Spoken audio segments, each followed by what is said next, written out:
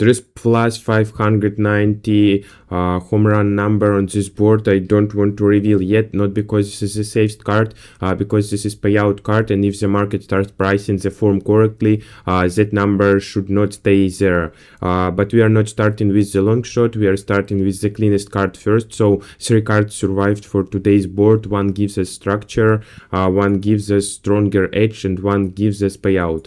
So name stays hiding until the line makes sense. Let's open the card 1. The first is sitting at plus 390, and the reason it opens the board is simple. The profile is clean enough without needing a perfect environment. The hitter is already in power form, 7 home runs this season, 3 home runs over the last 7 games, so 4 home runs over the last 15, and this is not a cold hitter where we are hoping for a random spike. This is hitter already creating damage. Now the pitcher side, this is why this card really actually survives. We've got Shane Bass. He's allowed 648 expected slugging and 442 expected OBA against this Astros roster. So this is the part I care about, not just can this player hit a home run. A lot of players can, but the question is whether the price still gives us room against the damage profile in front of him. At this number, with the board closer to 310, this is still playable. So there is some weather risk in Baltimore, so it's not built blind full send spot, but the contact profile against Bass is loud enough, and the hitter form is strong enough to keep this is a clean structure card. Now I will unlock the first name. So we've got Christian Volker here. This is the clean structure card. The market is not giving us a massive payout here, but it is still leaving a playable number on a hitter with real current power. Volker has 3 homers in last 7, and Bass damage profile against this roster is the reason this card stays on the board. If this number gets cut down, the play changes. So right now at plus 390, Volker is card 1. Now card 2 is different. This is not the payout card. This is the strongest edge. The price is shorter, so the book already knows who this is, and but the board is still showing a gap because the hitter form is almost impossible to ignore. So let's move to our second card. This card is sitting at plus 285, and normally I don't want to force short HR numbers, but this one is still showing a real gap. The board has it closer to plus 210, and that is why it becomes the strongest edge card. The hitter profile is elite right now. 11 home runs in this season, 8 home runs over the last 15 games, 2 home runs over the last 7, and he has gone deep in back-to-back games. That matters because we are not trying to predict a full box score. We are pricing one swing. So now the pitcher matchup is uncomfortable. We've got Jacob DeGrom. He's got strikeout power, that is real, but the damage history against this Yankees roster is also real. 94.5 exit velocity allowed, 18.2 launch angle, and 657 expected slugging. So this card is not easy. It's a collision. Elite hitter from form against a high strikeout arm that has still allowed loud damage to this roster. So this is exactly why the price is interesting. Weaker hitter, and this number would be an auto cut. But this profile is different. The form is too hot, the damage history is too loud, and the doom removes the weather variable.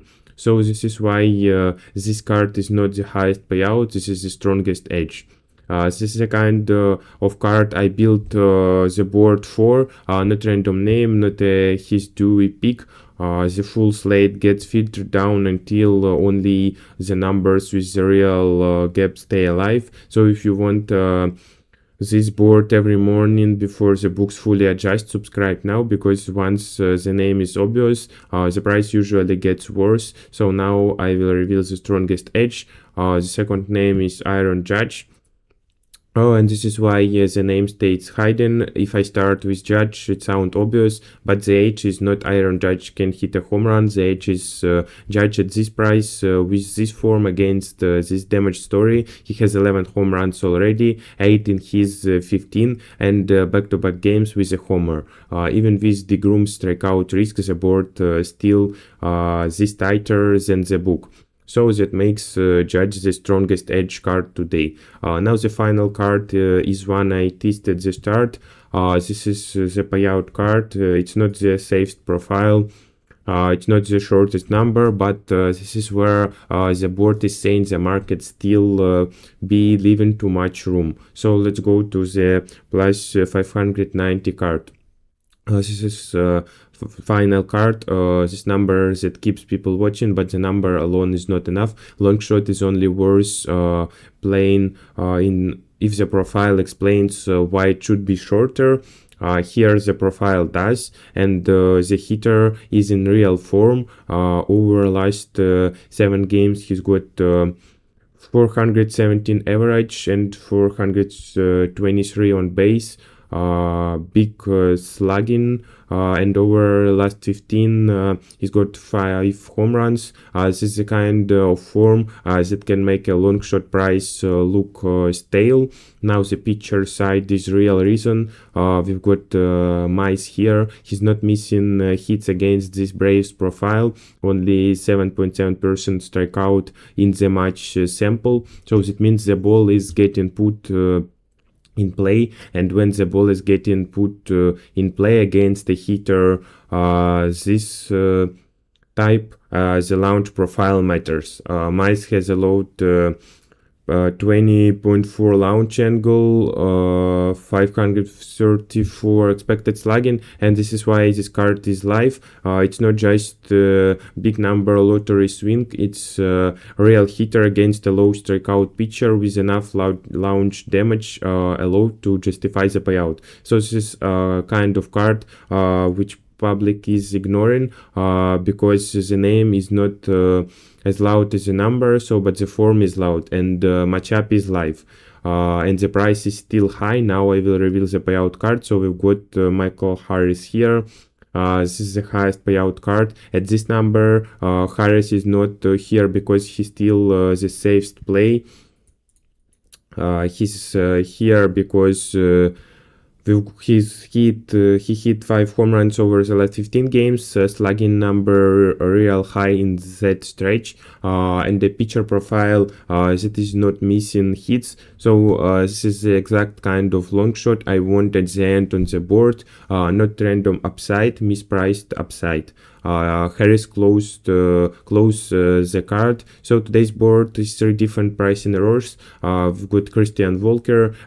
He's the cleanest structure card. So this is that is current power from against pitcher damage profiles that has a low real slugging. We've got Aaron Judge, his second pick. He's got the strongest edge, so he's in elite form, back-to-back homers, and model gap that still exists even at short number. And we've got Harris. This is a payout card that is not hitter. He's got a low strikeout pitcher, and at this number he keeps the board alive late.